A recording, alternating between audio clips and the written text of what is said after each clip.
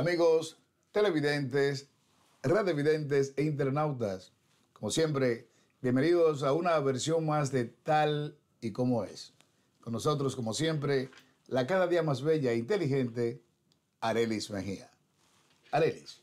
Miguel, qué excelente estar aquí presente a nuestra audiencia que todas las semanas están ahí diciendo también presente, igual que nosotros. No deje de suscribirse a nuestro canal de Vía Láctea Media. Solamente tiene que darle al botón que dice suscríbete para ser parte de la familia de Tal y Como Es. Bien, Arelis, y hoy tenemos la dicha, la honra de tener con nosotros a un hermano no de sangre, pero sí de espíritu. Estamos hablando del general Damián Arias Matos, quien de retirado no tiene nada. Sí, no. Está más presente que nunca la conciencia nacional. Mi general, bienvenido. Como siempre. Gracias por la invitación, así es. Ahora ya estoy más activo que cuando estaba activo. Mire qué cosa. Así es. Bueno, tenemos que Ekuru Aukot, creo que venía haciendo la pronunciación, un ex candidato presidencial keniano, pues acabo de dar la primicia, apenas unos minutos, de que es inconstitucional bajo la constitución de Kenia, en este sentido, perdón, de Kenia, enviar estos policías a otros lares, en este caso Haití. Y esto, obviamente, mi general, pues echa una especie de tierra, ¿verdad?, a lo que hasta ahora se estaba esperando, ya que era ya una opinión del gobierno dominicano y además de los dominicanos que estamos en el exterior, de que esto iba a ser una realidad. ¿Qué se puede esperar entonces a partir de esto? Ya que es temporal, pero parece que no luce bien, mi general. Nada, yo tampoco sabía esa última noticia. Eso es sencillo. Se sustituye a otro país que no sea Kenia, que su constitución permita participar en misiones de paz, aunque esa no es una misión de paz, sino una fuerza multinacional de tarea. Entonces, si se hiciese con arreglo a la Carta Fundacional de la Organización de las Naciones Unidas, que es de junio del 47, pues Kenia sí podría entrar porque hay un principio que es el Pacta Sunt Servanda. Los acuerdos serán cumplidos o respetados. Y además, la ley internacional en la práctica se antepone o se pone encima, se prioriza por encima incluso de la constitución de los Estados miembros de la ONU. Entonces ahí se buscará un bajadero y los kenianos quizás no vengan a Haití, eso es lo de menos, vendrían otros. Esa es la apreciación hacia prima fase que le puedo dar. Sí, perfecto. Sí, ellos tienen que el 24 de octubre tienen que ir a corte de nuevo para darle seguimiento a esto, porque como sabíamos todavía no se iban a desplegar esas fuerzas ahora mismo. No. Ahora, así como usted dice, esto no es una fuerza de paz y eso no se encuentra tampoco dentro de ese contrato. ¿No es preocupante el que no sea una fuerza allí que va a llevar paz, a traer paz? Estamos viendo que lo más probable es que vamos a tener muchos enfrentamientos. Mira, a mí me llamó la atención cuando leí la resolución publicada, que no dice la cantidad de efectivos, o sea que eso estaba en veremos hasta el día, creo que fue el día 1 que se aprobó. Ese es un primer aspecto, pero hay otro aspecto, que lo manda la ONU, lo organiza la ONU, lo aprueba el Consejo de Seguridad con la abstención de China y Rusia por 13 votos, una mayoría si se quiere. Entonces, al final, la ONU dice que no compromete a la ONU, es decir, que la misión que ellos mandan, que en ningún lugar dice misión de paz, señala en el mismo resolución que contiene el mandato. El mandato dice que debe decir cantidad de efectivo, la fecha es tentativa siempre, las capacidades, si van con arreglo al capítulo 6, solución pacífica de conflictos, o con arreglo al capítulo 7, que es que autoriza el uso de fuerza letal, mortal. Pero entonces dice que no compromete a la ONU, que no la liga, que no es vinculante. Entonces, ¿cómo ustedes lo mandan? Que no van a venir como cascos azules ni nada de eso, sino como una fuerza militar interventora. En términos claros es eso, porque no es que me le cambie el nombre a las cosas.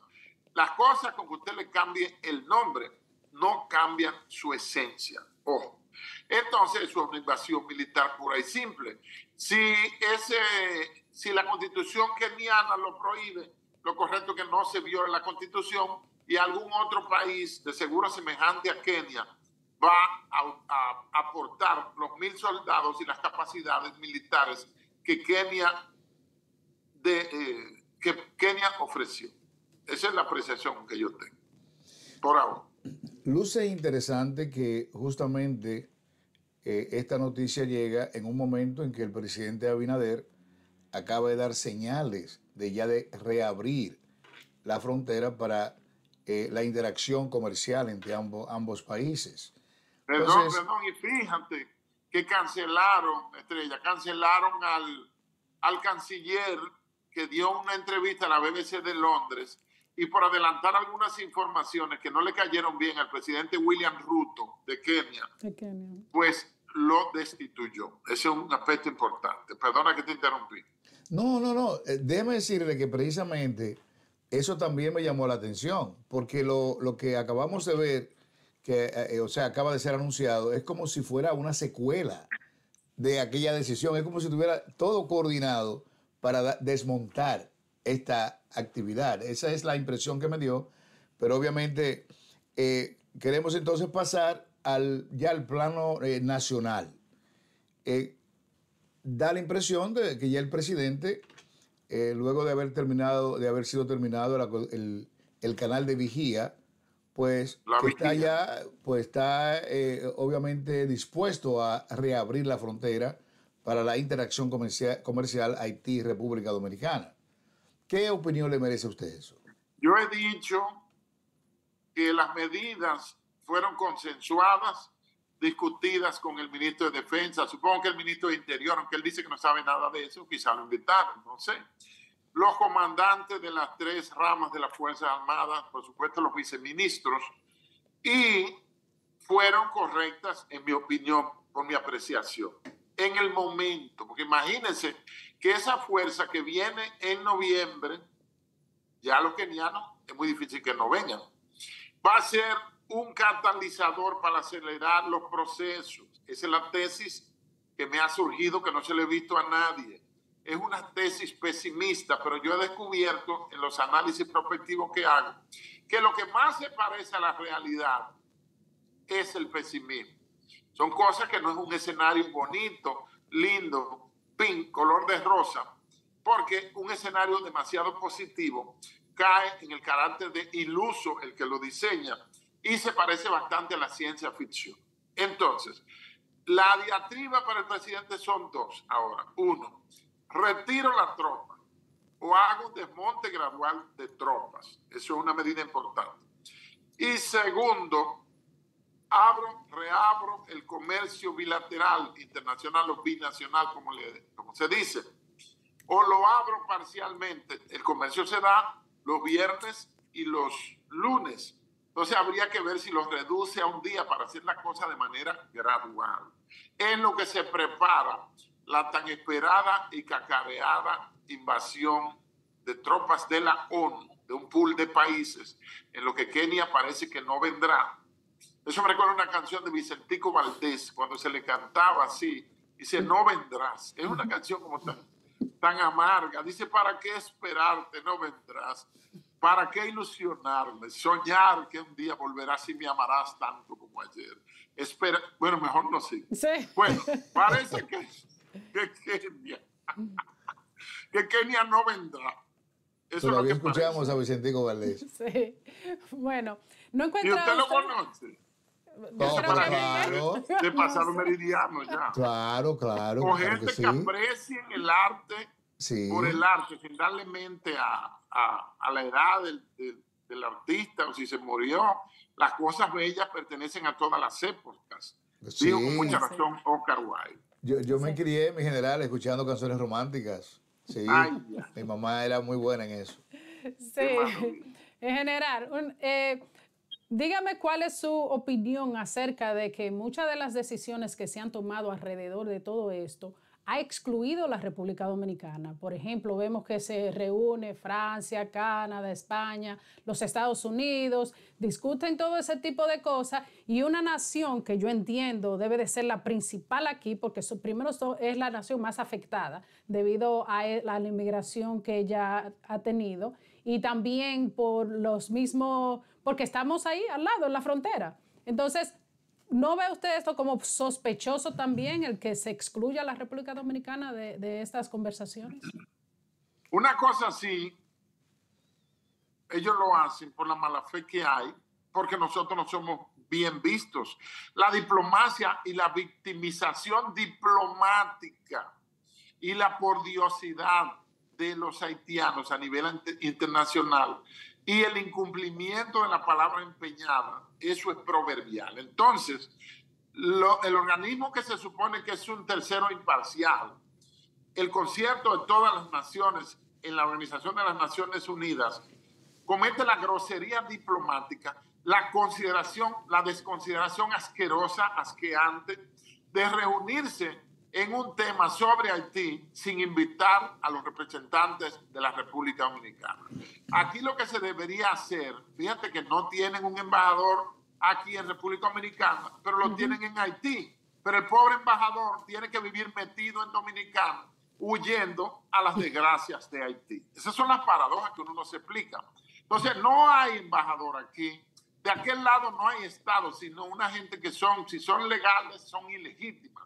Porque ya con la muerte de Jovenel Moïse, el 21 de julio del 21, pues se sabe ya que no hay interlocutores válidos. Pero ahí hay una cosa que se llama un conglomerado y hay los restos de un Estado y los restos de un gobierno. Ese Estado, la misma ONU en 2004, al enviar a la minuta, lo consideró un Estado fallido, un failed state. Entonces, lo que debería hacer la República Dominicana es llamar a consulta a su embajador en la ONU, porque, oigan, cada país tiene un embajador en Washington en cuanto al gobierno norteamericano, como ustedes bien saben, y otro embajador ante la Organización de las Naciones Unidas, y no sé si ante la OEA también tiene, que son organismos que, bueno, para nada, eso no sirve, eso es para joder el mundo. Esos organismos, en mi opinión, están para sanar. Entonces, ¿qué debe hacer el presidente? Un decreto llamando a consulta al embajador o la embajadora, creo que es Sonia Guzmán, que está en Washington y no sé quién está en la ONU, o si es al revés, no sé, no estoy afirmando, para llamarlo a consulta y dejarlo de este lado, que recoja y se quede aquí. Porque donde no nos invitan a nosotros a tratar un tema a nivel internacional de manera supuestamente imparcial, debe estar presente el embajador o la embajadora que se encuentre. Y otra cosa, no me manden una ONG a hablar, porque ONG significa GNO, NGO, Non-Government Organization, organización no gubernamental. Entonces, Haití tiene la mañita diplomática, poco diplomática, de poner a los funcionarios dominicanos a hablar con miembros de ONG. ¿Qué tienen que hacer los funcionarios dominicanos? No hablen con ellos, porque son no gubernamentales. Su mismo nombre dice que esas son botellas organizadas que han venido a acabar con el mundo, las ONG. En la minuta en Haití me contó un coronel, amigo mío, promoción en Chile, promoción en Washington, me dijo, oiga, ahí había cerca de 3,000 ONG, porque se calentó Haití, mandaron la minuta, vieron como una oportunidad de negocios, mandar representantes con un seguro de vida full, con alojamiento de lujo, pero ¿dónde? Del lado dominicano. Muchas veces la ONG era un solo representante, una sola persona. Entonces el Estado dominicano, ni ningún Estado, ningún gobierno debe hablar con ONG. Las ONG no pertenecen al gobierno, eso lo dice Non-Government organización no gubernamental. Entonces no son un interlocutor válido para hablar con ellos en ningún sentido. Si ellos quieren que asistan, que tomen nota, como ellos se convierten en grupos de lobismo y grupos de presión porque siguen haciendo su trabajo, no importa. Pero no hablen, señores representantes de los estados con ONG, hablen con representantes con calidad acreditados de los países con los cuales ustedes tengan algún diferendo o algún tema que tratar. Es una advertencia. En general, el mundo no anda bien. Podemos hablar de una... Hace mucho. Sí. Y este anuncio de que China iba a ser la primera potencia mundial antes de lo que se había establecido, esta guerra que usted vio que creó Estados Unidos en Ucrania, la situación que estamos viendo incluso hoy, que estamos viendo cómo sigue la secuela de la retaliación de Israel sobre Palestina. Y usted va viendo cada pincelada y se da cuenta de que algo no anda bien y que este grupo de potencias están ya decididos a ejecutar lo que venían ya planeando. Nosotros sabemos que las potencias no actúan al azar. Ellos se planifican 50, 100 años. Claro. Y lo que estamos viendo ahora es que incluso, y eso nos atañe a nosotros, ¿qué tienen ellos pensado hacer? Nosotros decimos y a veces especulamos, pero sabemos que somos parte de esos planes. Ahora, la pregunta es, ¿hacia dónde cree usted que se dirige el mundo y en qué forma esto podría afectar esta relación Haití-República Dominicana y en qué podría desencadenar? Oye, lo que pasa, desde que el mundo se hizo global y las tecnologías de la información y comunicaciones surgieron, se masificaron y se establecieron, desde que Estados Unidos cogió el mapa mundi y lo dividió en zonas o comandos bajo su responsabilidad, comandos militares, desde que se cambió a un sexto dominio en la guerra, está el dominio de la tierra, que fue el primero, luego los mares, luego el aire, luego el espacio, y después vino el cyber, es decir, el mundo digital, y hay un sexto dominio, que es el que se quiere captar principalmente, que es el dominio mental. El coronel de Ejército de Tierra español, Pedro Baños, tiene un trabajo excelente sobre esos 6 dominios. Entonces, a partir de ahí, ya todo lo que pase en los centros de poder tiene efecto en la periferia. Todo lo que pase, se decida, los movimientos tectónicos de la capa geopolítica, la lucha incesante por el poder que no se detiene, todo eso tiene un impacto en China y en la Conchinchina. Entonces se señala a China porque es la que tiene las capacidades, el PIB, la iniciativa. Fíjate que China no ha dicho que le interesa relevar a Estados Unidos, pero está haciendo todo lo posible por relevarlo. Eso arrancó en el año 97, o más bien comenzó un poco antes en el gobierno de Deng Xiaoping, que es el gran reformador, porque Mao era un ultraconservador del sistema comunista. Entonces, todo lo que se decida en la ONU y en los organismos y en la entrada en vigencia de la Agenda 2030, todo eso tiene un impacto global, quiérase o no. Tiene impacto en los mercados, tiene impacto en el tema de la moneda. Fíjense que vi algo ahí que ojalá no sea cierto, que el peso dominicano con respecto al dólar será devaluado al año 24 para el nuevo presupuesto a un 62 punto algo. Y está ahora 56, 90, 56, 70, 57 en un extremo. Y se está hablando de 62, es 5 puntos de un golpe nada más por entrar a un nuevo año. Entonces, los analistas, los periodistas, los geopolitólogos, los estrategas siempre nos vemos obligados a recurrir a los escenarios worst, a los peores escenarios. No sé si me salió bien esa pronunciación. No, al peor, porque mi esposa se ríe mucho cuando me oye hablando algo de inglés. Ella se arrastra de la porque ella se ríe del acento, que yo no sé si que tengo un acento, un punto y coma, o no sé lo que tengo, o punto suspensivo. Entonces, uno tiene que aferrarse al peor de los escenarios, porque está en proceso para el mundo la Agenda 2030. La gente cree, los pobres, lo digo en términos no económicos, en términos de aquí adentro, del conocimiento, la falta del tesoro del conocimiento, que la Agenda 2030 va a entrar el 1 de enero de 2030, todo lo contrario.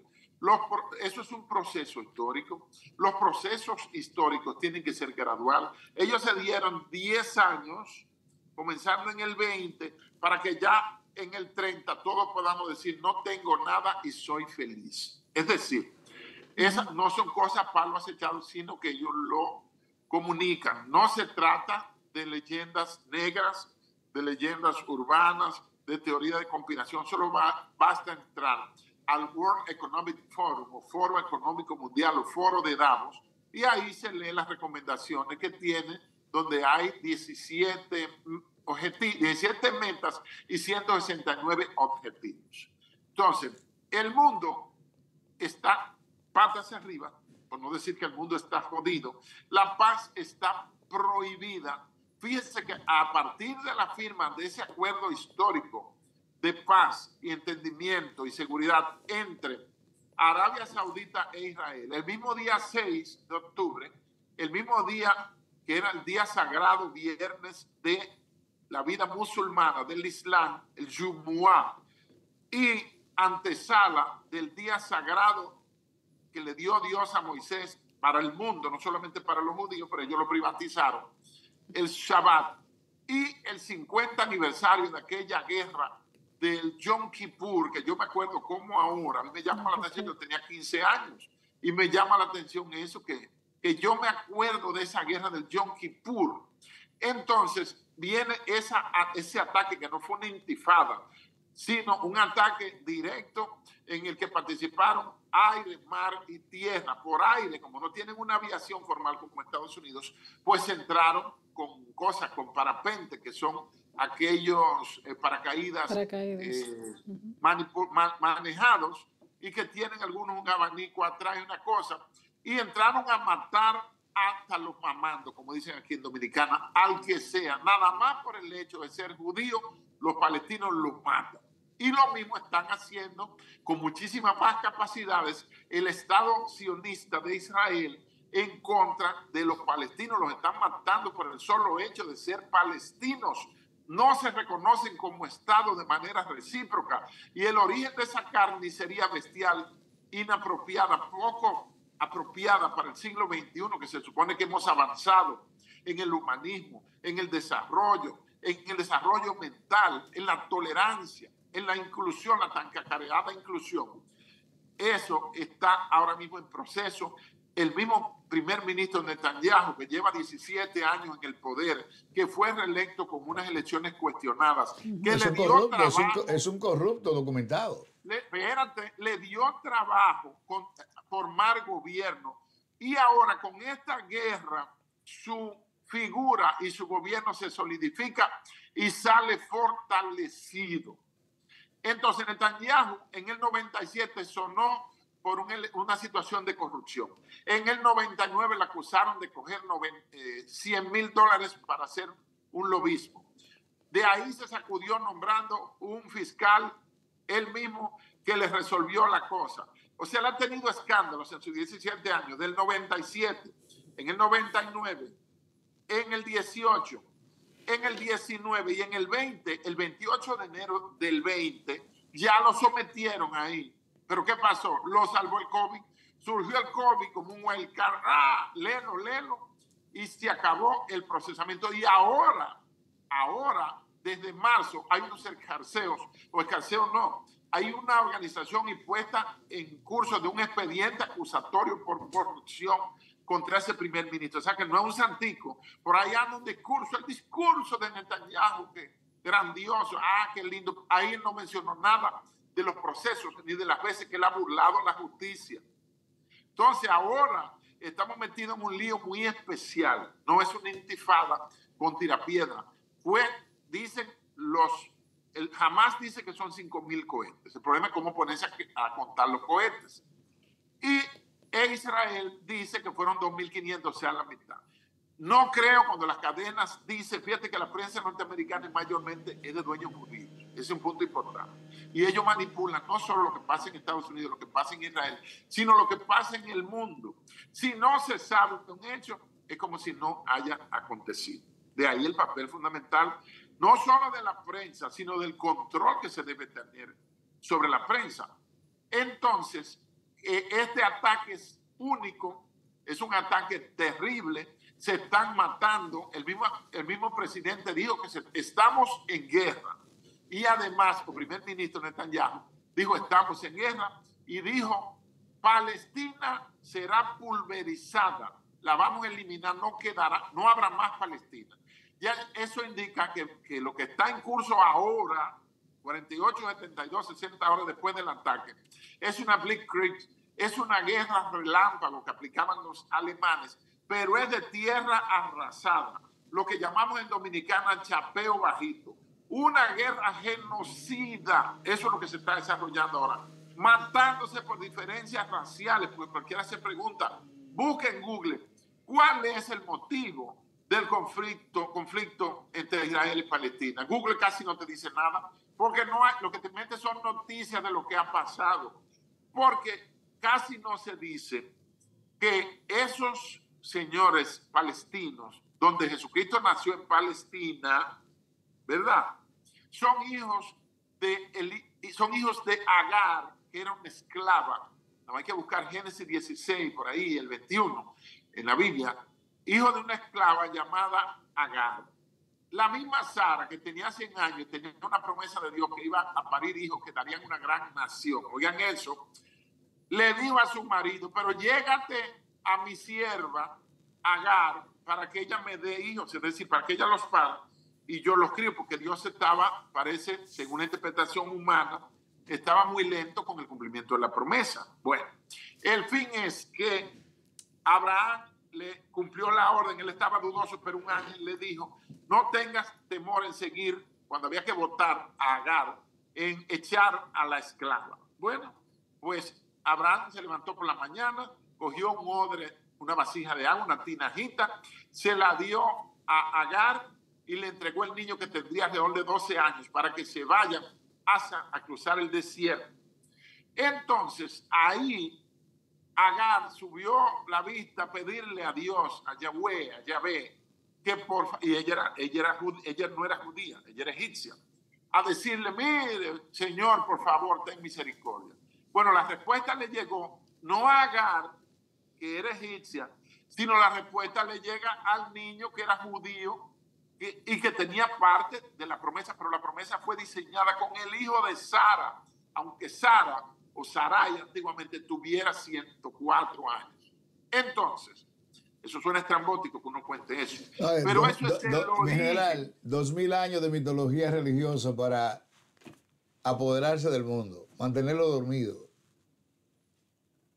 Bueno, lo que pasa es que el que cuenta la historia es el dueño de la verdad. La verdad. Así es. Eso es la realidad. Sí, definitivamente. Entonces, eso es verdad. Entonces, de ahí ese niño fue creciendo. Ese niño es semita porque es descendiente directo de Sem, el primer hijo de Noé. Entonces, ellos son hermanos, hijos de Abraham, el patriarca, que es reconocido por el judaísmo, por la fe, por el evangelio, por la fe cristiana y también por la tercera religión revelacionista y monoteísta más nueva, que es la fe islámica, porque surge entre el 622 y el 632 del siglo VII. Es más nueva. Ya existía, hacía casi 7 siglos, ya existía el cristianismo y ya el judaísmo tenía bastantes años. El judaísmo tiene cerca de 6.000 años de antigüedad. Así es. ¿Yo freno de golpe? Sí, no. No, ya obviamente para finalizar, sabemos que con todo lo que está ocurriendo, tanto en Haití y en el mundo entero, los dominicanos están muy preocupados y es porque se siente un estado de incertidumbre en cuanto a estas situaciones. ¿Piensa usted o qué piensa usted acerca de la preparación del ejército dominicano para lidiar con una situación que surja así? Porque como usted se puede dar cuenta, Israel, que supuestamente nos iba a ayudar a construir ese muro, el muro de ellos fue destruido como si nada. O sea, supuestamente un muro con inteligencia artificial y todo este tipo de tecnología no le supo a nada a ese grupo de Hamas. Entonces, si esos son ellos, imagínense nosotros que no tenemos, como quien dice, nada. ¿Qué les espera a los dominicanos con el ejército que tenemos. Oiga lo que pasa. Yo subí un video hace alrededor de un año en torno a falta de equipamiento para las Fuerzas Armadas. Fruto de eso, el presidente lo subí un viernes, 14 minutos, 14:59, y ya el martes había una orden de compra de blindados, armas de grueso calibre, municiones, por supuesto, avituallamiento, carros de asalto y toda esa parafernalia, e incluso se le aumentó el sueldo a los del CEFRON 3.500 pesos. Entonces, hay dos puntos vitales en cuanto a la gestión de la defensa. El Instituto Nacional, el Instituto Superior para la Defensa, Universidad Juan Pablo Duarte y Díez, General Juan Pablo Duarte y Díez, tiene, y las escuelas de altos estudios de las Fuerzas Armadas, tienen tremendos papers guardados, almacenados, que lo deben hacer los estudiantes de cada promoción en torno a Haití. Hay un consenso al que yo me uno, que tiene dos patas. Uno es, Haití no es una amenaza militar para la República Dominicana. Segunda pata. Se me olvidó la segunda pata. Primera pata. Segunda pata. Las capacidades militares de la República Dominicana han estado históricamente diseñadas para enfrentar una eventual guerra con Haití. Es decir, suena paradójico decir en una pata que Haití no es una amenaza militar y otro que las capacidades siempre han estado orientadas, porque no hemos pensado en otro potencial enemigo, que Venezuela nos invada, que Panamá nos invada, que Colombia nos bombardee, sino hemos pensado siempre en Haití como la amenaza latente, una amenaza en crisis permanente, que se ha virado a ser ya una crisis humanitaria, porque los haitianos no tienen nada, no tienen ni gobierno. Y lo que hay es destrucción y muerte. Eso es grave. Entonces, el lugar más socorrido para ellos moverse o buscar ayuda o invadir una invasión pacífica del vientre como la que está en curso, ya tenemos 4 millones de haitianos aquí metidos, es la República Dominicana. Entonces, si fuese una guerra, lo que se llama una guerra convencional, sea que se declare o no, porque antes los países que tenían diferendos iban a la mesa de negociaciones y si no había salida negociada, diplomática, pues entonces se iban a los puños, se declaraba una guerra. Ya la guerra se declara por los medios de comunicación, ya por Twitter, que ahora se llama X, que no me gusta para nada ese logo con una X negra, me gustaba más el Blue Bear, el pájaro azul que tenía, pero el dueño fue que le puso el nombre. Le cambió todo. Entonces, se hace por Twitter, se hace por Instagram, se hace por TikTok.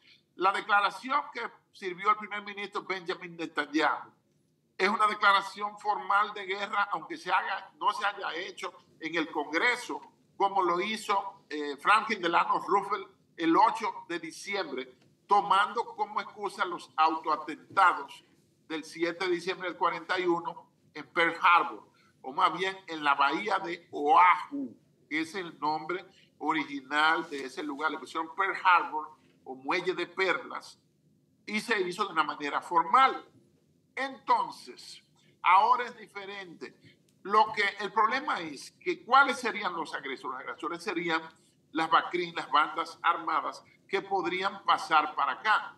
Otra amenaza sería el flujo de civiles, flujos masivos, y para eso tenemos el plan de contingencia que se firmó durante el gobierno de Danilo en noviembre de 2019, ¿verdad? Está eso ahí para recibir los mansos y para darle a las BACRIM lo que el presidente llamó incontrolables. Ahora bien, ningún presidente, ninguna administración había tenido tanta presión internacional, incluso tantas amenazas veladas y expuestas como ha recibido el presidente Abinader en la actual administración. Por esa razón, él ha tenido que tomar medidas importantes, notables, trascendentes. A ninguno de los anteriores, ni siquiera a Trujillo, ni a Balaguer en los 12 años, ni a Jorge Blanco, ni con Bosch hubo sí un problema medianamente serio, pero el agua, la sangre no llegó al río, ni la crisis tampoco por la guerra por el agua que tenemos con Haití. Eso es importante. Hay un diferendo que tiene que ver sobre el uso de las aguas de un río que es transfronterizo nada más en unos 500 metros. El río nace en la Loma Pico de Gallo, en Loma de Cabrera, tierra de Fernando Villalona, y de ahí sigue derechito 55 kilómetros y desemboca en la bahía de Manzanillo. Ahora, el río transfronterizo es el Artibonito, que tiene 321 kilómetros, nace en la cordillera central con dos brazos, un brazo que se llama Artibonito y otro brazo que se llama Mazaquito, el izquierdo.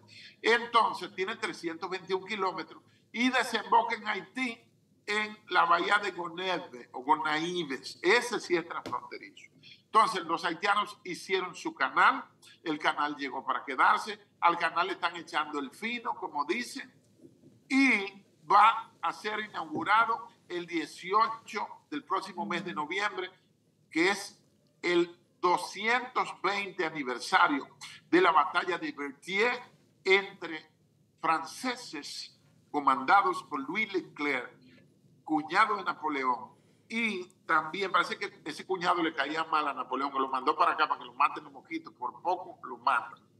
Y tropas haitianas que lograron la victoria y al final, eso fue noviembre 18 de 1803, y ya el 1 de enero de 1804 proclamaron la primera república negra de la historia.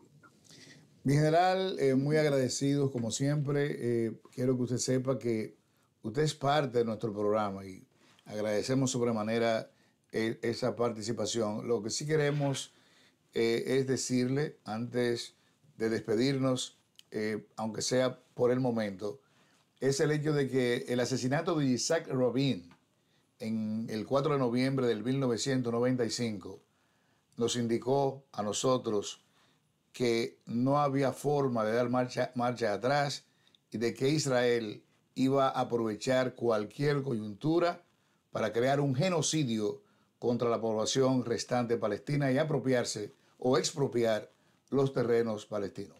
En general, muchísimas gracias por su participación y esperamos verle muy pronto aquí en Tal y Como Es.